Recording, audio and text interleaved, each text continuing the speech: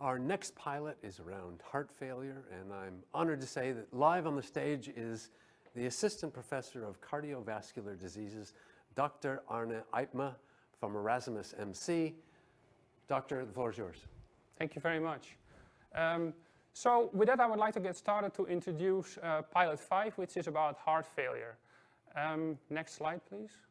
So just to pose the problem, first of all, I would like to mention this pilot is run by 3 different institutions. So we have the Achmea Healthcare Institution, Health Insurance Institution. We have TNO, which is the Research Institute, and we have the Erasmus MC, which is a university hospital organization. So these 3 organizations together in the Netherlands are part of this pilot. And for this reason, we're talking first about heart failure in the Netherlands, but of course, this could be extrapolated to heart failure in Europe as well. So in terms of then specifically the numbers in the Netherlands, we see a prevalence of around 1.3% of the population that has heart failure. That also leads to seeing around 30,000 heart failure hospitalizations yearly. And this gives a really high healthcare burden due to frequent hospitalizations, obviously. In addition, the mortality rate is quite high at around 8,000 per year. So we really see here in this space there is a need to improve optimal medical therapy for heart failure patients. Next slide, please. So then the problem statement becomes the fact that heart failure patients are not receiving optimal medical treatment, which leads to these high numbers of hospitalizations and high mortality. And our solution is to find a way to identify specifically these patients with the highest risk of hospitalizations and mortality, and to offer these patients subsequently an intervention to reduce the risk of hospitalization and to lower mortality. Next slide, please. So we've designed an elaborate system to address this approach, which is kind of a 3-pronged system. So first, what we aim to do is in this pilot is to perform a machine learning approach on a large data set from as well an insurance company as a hospital. And to make this happen, you actually need a system in between these two organizations, because there is an issue with data security and privacy. And this system in between we also developed in this pilot, and that is called secure multi-party computation. So this analysis then gives us predictors to identify those patients with the highest risk of hospitalization and mortality. And then we can select these patients and feed them into the third part of this pilot, which is an intervention to improve patients' physique and physical activity, which pretty much then results into lower hospitalizations for these patients and a lower mortality. Next slide, please. So then I'm going to get started with first talking about the machine learning on the healthcare insurance claims data. Next slide, please. And what we're doing in this first part of the study, we pretty much identified many features on a large set of patients. And these features we brought back to around 150 to get to the most interesting ones. And these features contain personal aspects of the patient, insurance information, environmental features, as well as actual care information. And then we have a set of around 25,000 patients where we have this data for. And this patient data is from the date range of 2012 to 2014. And then we subsequently, that's when they first were diagnosed with heart failure. And then we subsequently analyzed the data from the time period between 2015 and 2017 to get to a correlation on this data set. Next slide, please. So we found clear predictive value in this data by using machine learning techniques, especially when you compare it to more the traditional statistics. And just to give you a few quick numbers, by looking at the elastic net analysis, we were able to show that area under curve for as well the 1 in a 3 year heart failure hospitalization was around 0.72.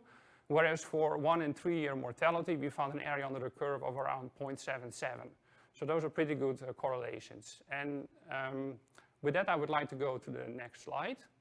So in conclusion, what we see in this part of the pilot is that by combining knowledge from academic partners and business partners, we are adding value through the proposition.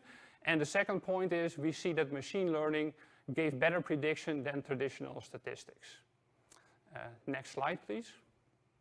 So as I mentioned, we also wanted to combine data sets from 2 organizations to even more enrich the data and get to better predictors.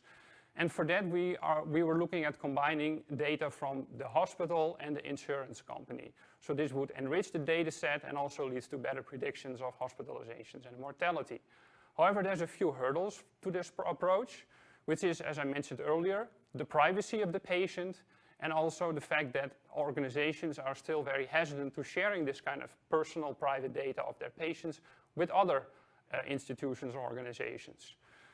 So our pilot developed a solution for this problem, which is called secure multi-party computation, which allows the sharing of this kind of privacy-sensitive data without breaching the rules of privacy regulations. And I'll expand a little bit on that on the next slide. And so the next slide, please. What this system involves is a secure way of sharing data, which means that, as you can see in this slide on the left, you see a computer running at IJpma Insurance Company, and on the top in the middle, you see a laptop that is running patient data at Erasmus MC. So both of these data sets are then locally encrypted, and they are then shared through the internet, through this MPC protocol, which allows an analysis, a machine learning approach, to actually run on the encrypted data. But the encrypted data is never shared from one partner, is never shared with one of the other partners. The only thing that is shared is the end result of this analysis. Next slide, please. And that's what I'm showing here. So combining the database analysis is happening all encrypted. And what you see on the right is that you actually only get the result of a predictive model, which can then be shared amongst the partners, because there is no privacy-sensitive data in that result. Next slide, please.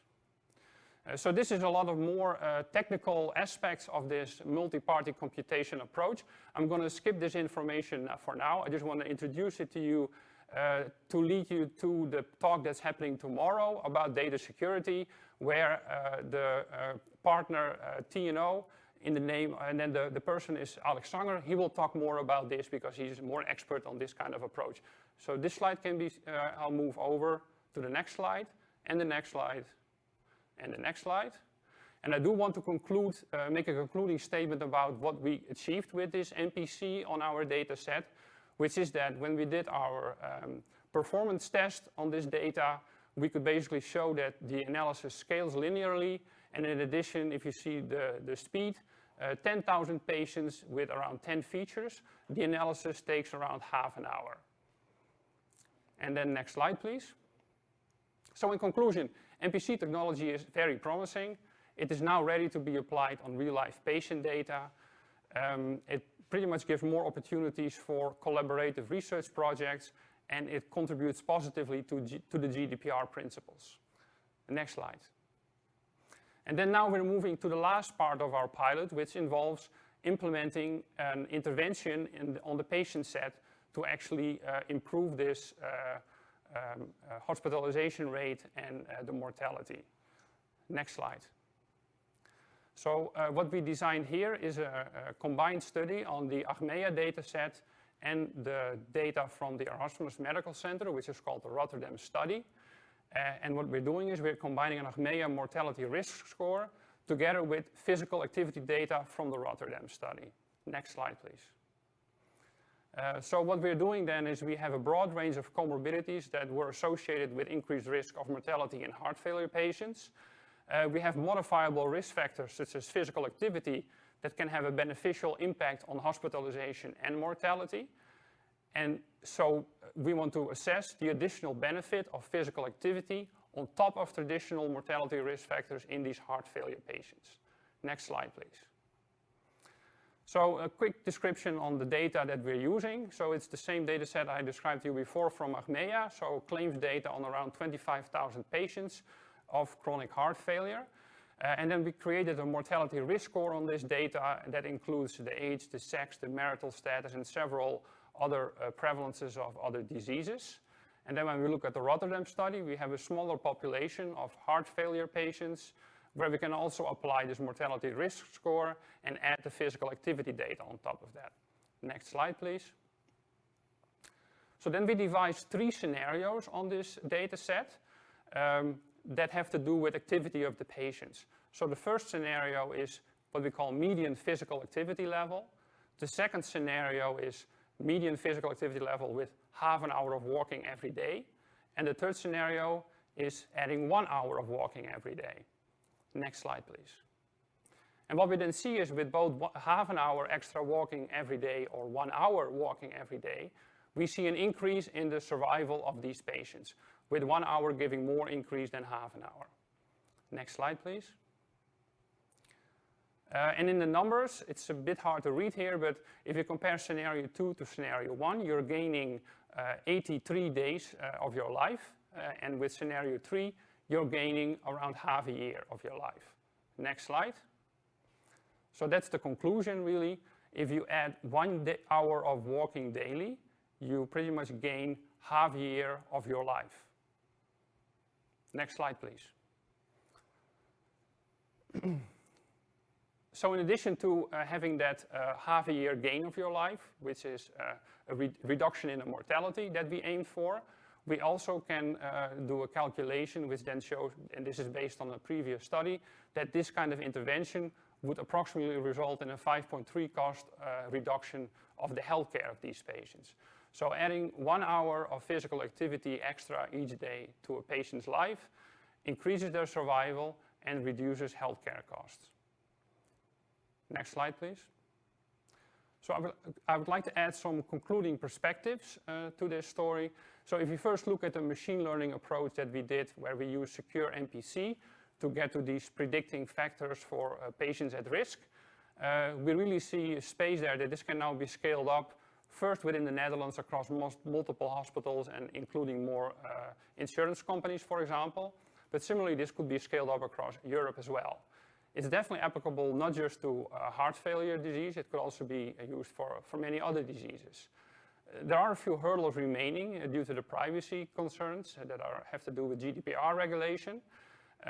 But one of the solutions for these hurdles would actually be to get more endorsement from the EU to show that systems such as MPC could help people with overcoming these GDPR hurdles. And then the second part, with regards to rolling out the clinical intervention, it would be very good to raise awareness both among patients and clinicians for this type of intervention. And in addition, it would really help if you give clinicians more insight in the daily activity of these heart failure patients, which would give them the ability also to potentially give feedback on their and motivation on the activity of these type of patients. I would really encourage everyone to come and visit our booth, Pilot 5 Heart Failure, to discuss more of these topics that we are interested in. And then I have one more slide to show that this question has now been brought to the next level because we secured follow-up funding from Secure eHealth. And that means that for the next few years, we are able to actually apply MPC on real data for cardiovascular diseases. So with that, I would like to thank everyone very much for their time. That's incredible. Thank you. Could we apply this same principle and thinking to other physical activities, like for instance swimming or other more Absolutely, vigorous? yes. So it's actually more broad, and we just use walking as an example. Yeah. But swimming would definitely also help. Adding extra physical activity really on a daily level would just makes you more healthy pretty much. Wow, amazing results. Thank you. I happened to look at your bio and I noticed that you were previously in software That's right. companies, right? Can you give us a little history? How did you go from that side to the medical side? Well, the medical side that I'm representing here is a combination of my bioinformatics experience in the hospital, and I'm working together with cardiologists to contribute to this particular project right here. So that's really how I got from the industrial space of bioinformatic analysis to applying that more to disease domain. And you know, I know this was just the pilot and it's just the start with some radical results, frankly, but you know, could we optimize the treatments further? I mean, you think there's more room for growth in this? I think there's always more room for growth based on additional studies, but here we're just talking on the specific result we achieved, I would say, yes. And this is applicable now. We could start applying this thinking now, and frankly, since you already link it to costs and outcomes, there's quite a good, frankly, business case for this, isn't there? I would say so, yes, but I guess for that, more kind of business thinking probably has to be applied to this question. But I definitely think that there is a huge uptake for both the business side and the patient side in terms of feeling healthier, yes. Awesome. Thank you so much. Again, we have a short break before the next pilot, so we'll see you soon. Thank you.